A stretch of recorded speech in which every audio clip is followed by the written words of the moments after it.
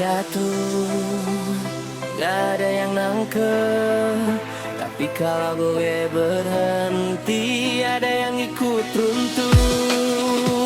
Kalau gue jatuh, gak ada yang nangkep. Tapi kalau gue berhenti, laki-laki gak boleh lemah, itu yang mereka bilang. Tapi gak ada yang tahu betapa sering gue hampir hilang di antara tekanan, tuntutan dan kegagalan. Gue tetap jalan walau tanpa pegangan, pejuang keluarga luar rukun pengakuan. Cukup lihat anak tidur kenang, itu kemenangan. Pantang menyerah walau napas hampir habis. Selama mereka butuh, gue gak akan habis. Dan kalau nanti gue jatuh di garis akhir, bukan karena kalah tapi karena udah sampai takdir menafkahi sampai mati. Itu janji yang pasti, laki-laki sejati berdiri sampai mati. Gue laki-laki, gue simpan sakit ini sendiri.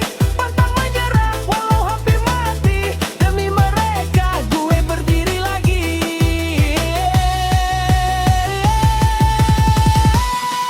Saya gue laki-laki, gue simpan pantang menyerah walau hampir mati, demi mereka